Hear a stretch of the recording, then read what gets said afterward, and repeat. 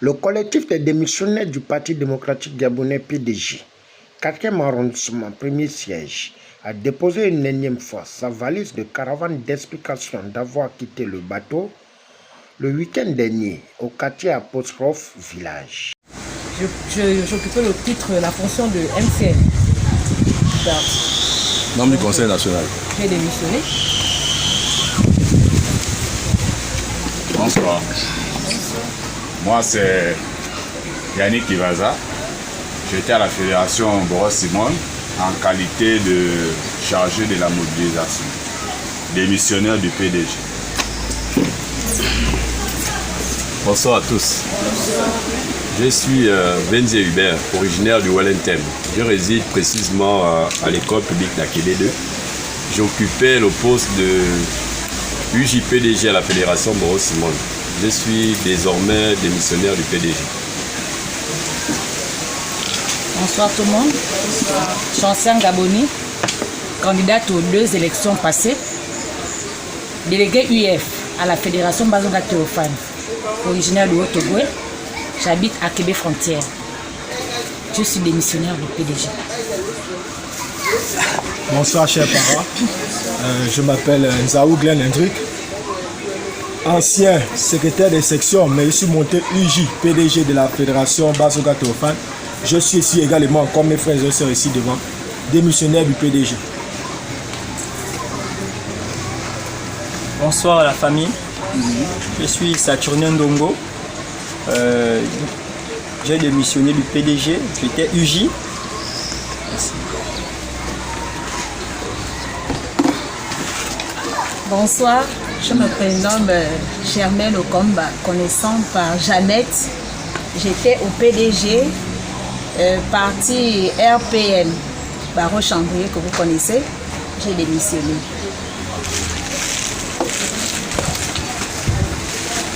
Je m'appelle Mbietou Ndlarino Donel.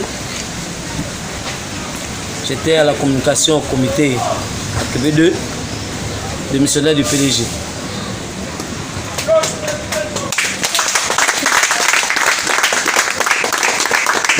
Merci. Chers parents, ce n'est pas une liste exhaustive. Nous sommes une trentaine de camarades au niveau du 4e arrondissement, premier siège, qui avons décidé de dire nous ne voulons plus ça. Nous ne voulons plus le manque de respect des camarades. Nous ne voulons plus le manque de respect de nos populations. Pourquoi? Parce que c'est nous qui venons souvent vous faire sortir des maisons. C'est nous qui vous amenons souvent dans ces manifestations. Mais après, quand ça ne marche pas, vous venez nous voir quand on revient. Mais vous avez promis ceci, vous étiez avec tel a promis ceci, c'est à quel niveau? Mais nous sommes fatigués parce qu'après, quand on remonte l'information à qui de droit pour dire que, mais tel, là-bas, vous avez promis ceci, les populations en demandent.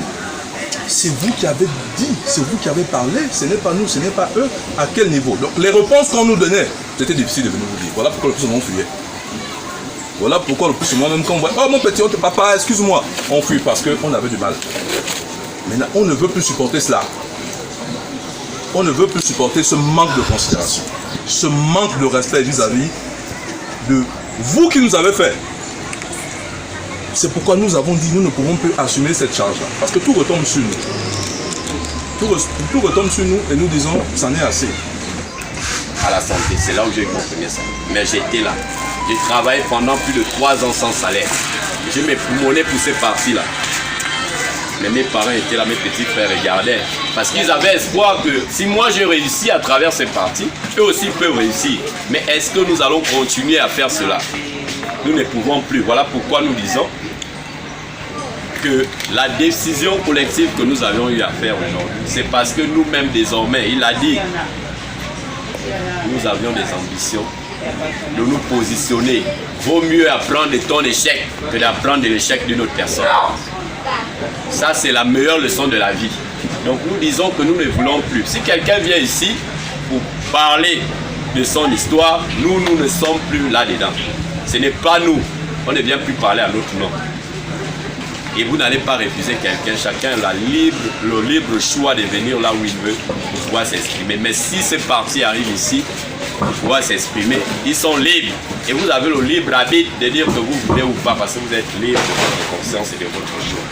Mais nous disons que nous, vos enfants, nous avions accompagné ces partis. Désormais, nous sommes sortis de ces partis-là. Nous allons aussi revenir ici pour vous dire, parce que c'est l'attitude du locataire. Quand un locataire libère une maison, c'est parce qu'il a trouvé notre maison. On viendra vous dire quelle est la maison que nous avons. Après la présentation des membres démissionnaires et le propos introductif de Loris Samba et Hubert Mvenze, le doyen Janvier, lors des échanges interactifs, a dépeint le comportement des politiciens qui font la conquête des positionnements durant les périodes électives et oublient la population après l'obtention de ces positions. Pour le moment, on ne s'amuse plus avec les sentiments. Quand quelqu'un a besoin de vous, il faut savoir ce que vous allez répondre. Nous tous, on a envie de manger. On voit d'abord ce que l'œil voit ne manque pas. La faim du ventre de certaines personnes, on en est marre. La politique ne me surprend pas. La politique, c'est l'art de mentir. Je m'appelle Obama Tomo Janvier. Je suis un ancien de la GP-CRS à l'époque, garde présidentielle, aujourd'hui GS. Je crois que quand je suis rentré dans les armées, ce n'est pas ce qui se passe aujourd'hui qu'on a eu avant. Nous, on a fait comme ça, avec 3500 par mois. Aujourd'hui, les jeunes n'ont pas recruté sans même enquête de moralité. Parce que je peux sortir un papier ici qu'on appelle enquête de moralité. On doit connaître qui tu es.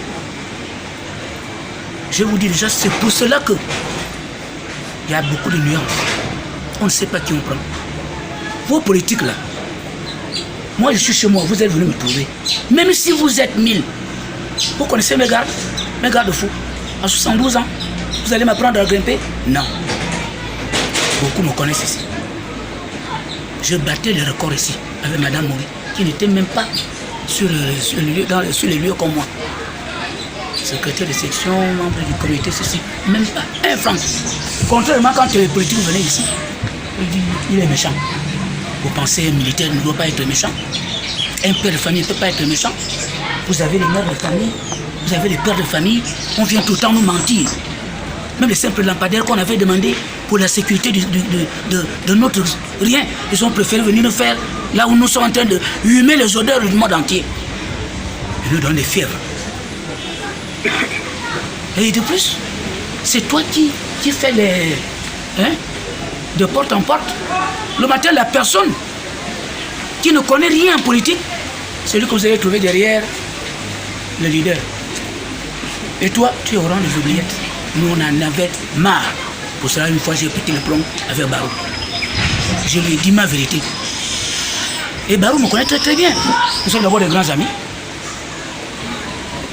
On a grandi ensemble. On ne sait même pas qui est plus âgé que qui.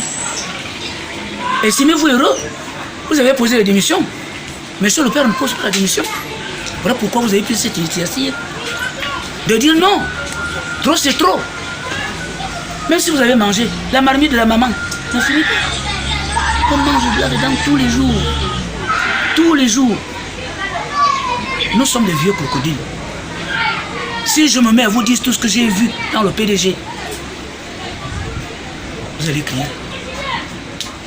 Dans ce pays, mon grand frère était ministre de l'État, l'administration du territoire et des collectivités locales. J'ai eu de la nausée de ce qui s'est passé quand mon grand frère est décédé.